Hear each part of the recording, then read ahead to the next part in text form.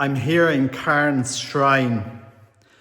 This is a shrine here beside my house, well, not too far away in County Sligo, where Our Lady appeared 40 years ago, 2nd of September 1985, and she left one message of faith and hope, one apparition, one message in Ireland. And 1985 was a strange year because it wasn't just Carns.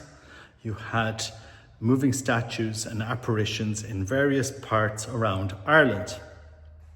And of course, the clergy and the bishops poo-pooed down the phenomenon as mass hallucination, deluded Catholics,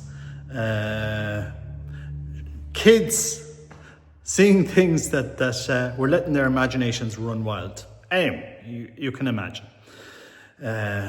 The clergy knew best, our bishops knew best about all of this, and us, the poor laity at the time were left to deal with this phenomenon. And it was a big phenomenon. Tens and tens of thousands of people have come to this shrine.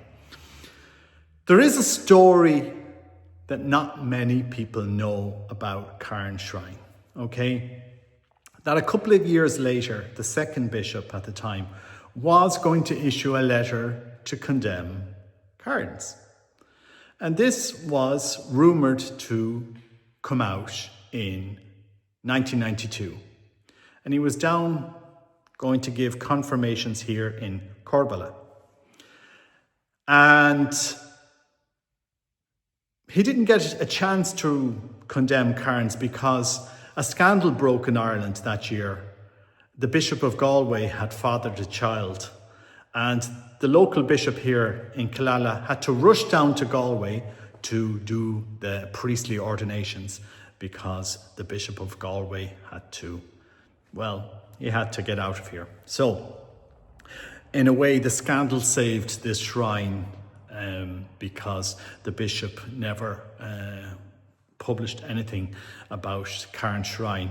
And in fact, he allowed a mass to be said here once a year after that, 7 years approximately after the apparition. It's just an anecdotal story. We don't have much evidence on this, but this is what was spoken about the shrine. I suppose the question I have to ask bishops and clergy about that famous year, 1985, and this apparition here of faith and hope.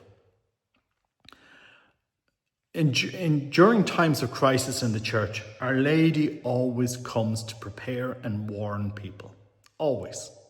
God always does this. He doesn't abandon his people. And in many ways, our bishops abandoned the church in Ireland. If you look back to that same year, the scandal in Galway, you had a seminary in Thurles where one seminarian killed himself. Another seminarian tried to kill himself because of incredible bullying that was happening in the seminary. I mean, this is known at the time. There was horror stories in the church being covered up by bishops, by clergy, who were holding themselves up as models of perfection while covering up the worst depravity. And Our Lady comes 40 years ago to warn Catholics to have faith and hope, And so many people left the church because of these scandals that unfolded over the next decades. It wasn't so much the abuse. It was the knowing and willing covering up and moving abusers around from one place to another. That was the worst abuse. Human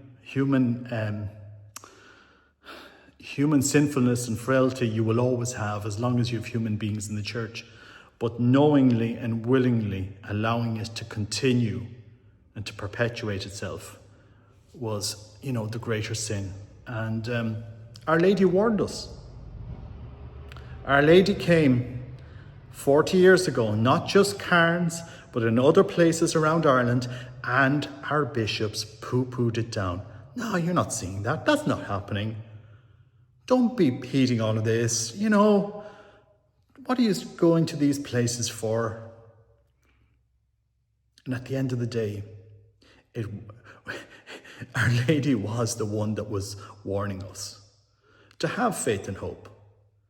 You know, and I encourage Catholics to have faith and hope in the church, in the sense that you know, this is the eternal mystery of the church. You know, we go through these periods of growth and rebirth and so forth.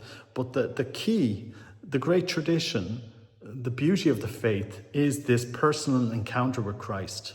Christ is real. And we need our priests and our bishops to be other Christs, to act like other Christs, to personify Christ, and to be unashamedly pastors, leaders for Christ. To be that face of Christ in this world. And Christ, if you were this, you wouldn't have problems with vocations. You wouldn't have problems with empty churches. You wouldn't have problems with anything, because people would see in you a witness that they would want to follow. And this is what we need. And this is why Mary is the great model of the spiritual life. She is the mother of theosis. She is the example of union with God. She is this person that experienced Pentecost, union with God first. Because, as Maria Valtorta says in that first chapter of the poem of the Man God, you know, this extended Pentecost that Mary was able to experience.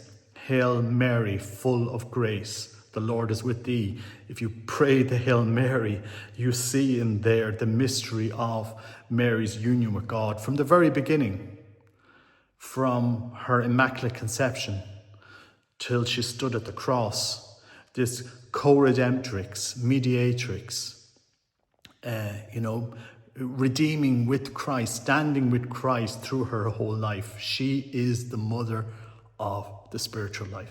She is the mother of this great tradition of leading souls to union with God, to Jesus through Mary. And she prepared Ireland for the crisis we were going to face. When our shepherds, who maybe didn't abuse, but knowingly, willingly covered up and moved abusers around and allowed the worst candidates to come into seminaries that really weren't prepared for the priesthood. And, you know, these towers that we build up that don't lead to God ultimately fall. But Mary warned us. And, you know, in this crisis in the church, Mary continues to warn us, to prepare us. Just as she did in Ireland, she's done it in other places around the world.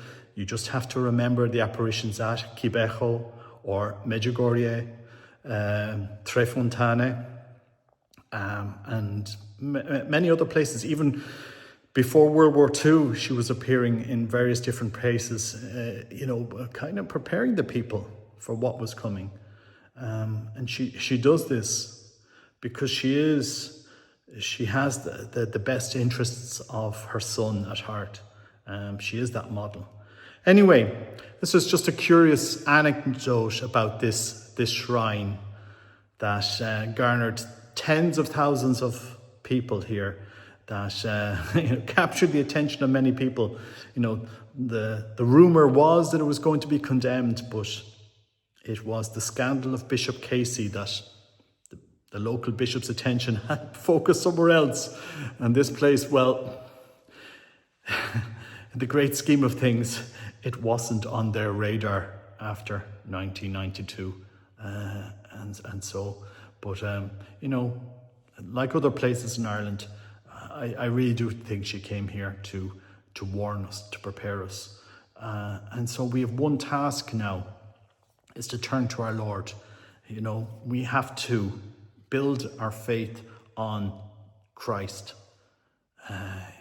not be afraid or unashamed to preach this good news, to tell souls to go and be Christ's disciple. Like and subscribe to our Lord Jesus Christ, to his gospel.